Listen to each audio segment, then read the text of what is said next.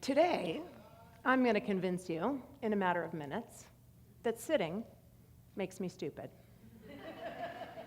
That sitting actually makes me dumb. That sitting is worse than smoking. I go to a gym, and every time I go there, there's this guy, and he's running on a treadmill like a maniac, and he's there when I get there, and he's still there when I leave, every single time. I call him Treadmill Tim.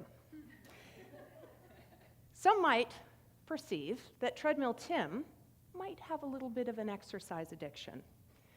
But what about if we took Treadmill Tim out of the gym and put him in a different situation?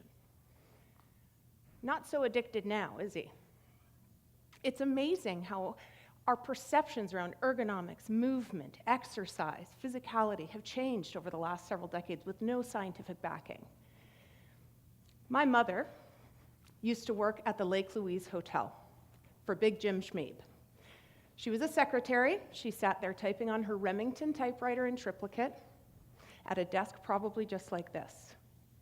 It's funny to me that I can book a reservation, Google directions, and text my mother, all from the palm of my hand, but when I go to sit at a desk, I sit just like she did 65 years ago outside Big Jim's office. In fact, it's worse. Our posture now has changed dramatically. Oh, sweetheart.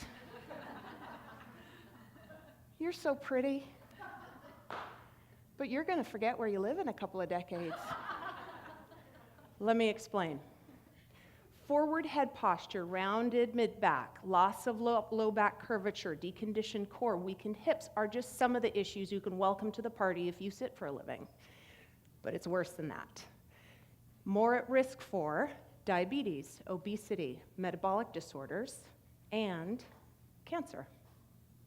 But the big clincher, the reason why Princess is going to forget where she lives in 2 decades is because brain degenerative change, dementia, and Alzheimer's are all at higher risk in folks that sit for a living.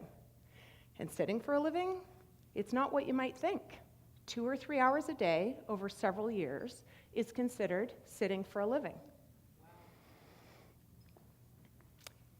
So how could this be?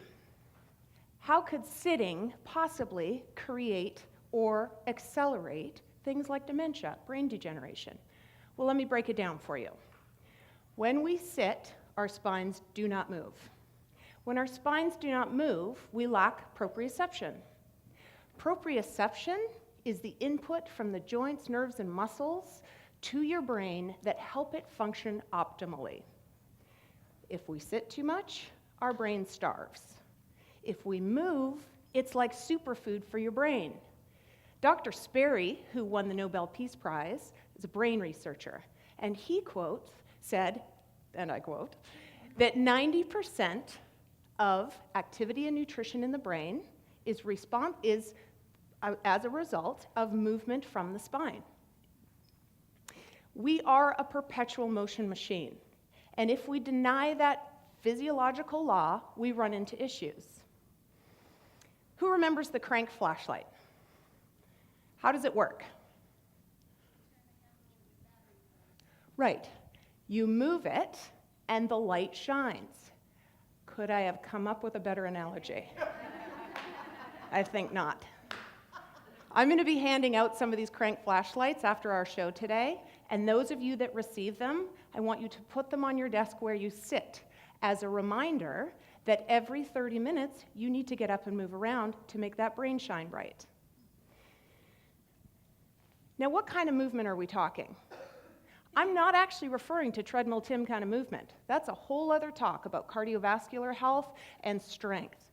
I'm just talking about general movement, just loading the spine by getting up, and some simple movements that, guess what, I'm going to teach you today.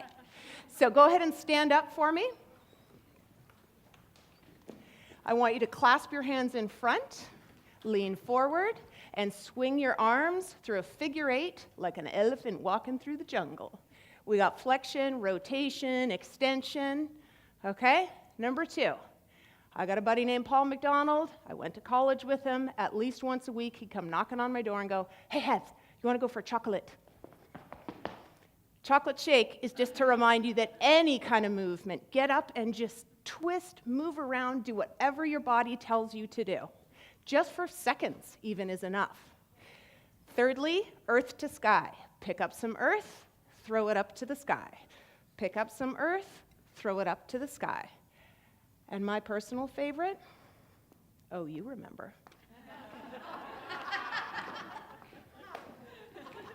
You thought you looked cool? You didn't. But your brain was happy. Okay? 8th grade dance. Work it. Okay? Oh, yeah. Everybody have a seat.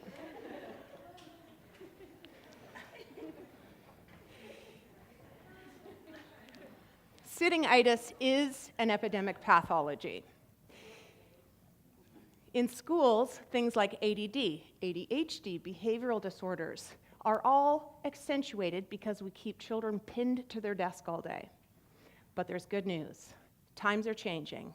This school in Texas has reinstituted not 1, but 4 moving recesses, mandatory. And this perceived interruption actually has improved test scores, memory, and focus.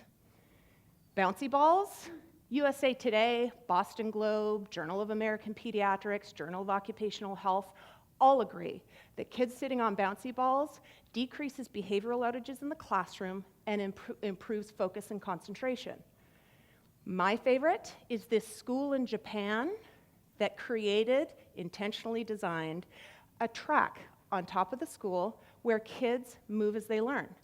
They move the whole time they're in school, so they're learning while they move. But better said, they are moving so they can learn. So what are we going to do with you lot? Well, we're going to start by getting up every 30 minutes.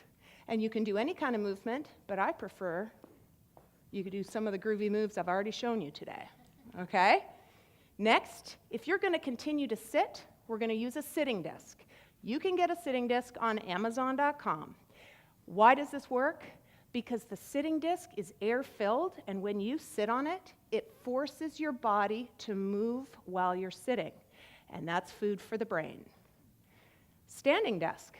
Well, we inherently move more when we stand, right? So that's a good choice. But Microsoft, Men's Health, they're moving to a treadmill desk. And they're not doing it because they're awfully worried about their employees' health. They're doing it because they've done tests to understand that the bottom line is affected if their employees keep moving through the day. Productivity increased.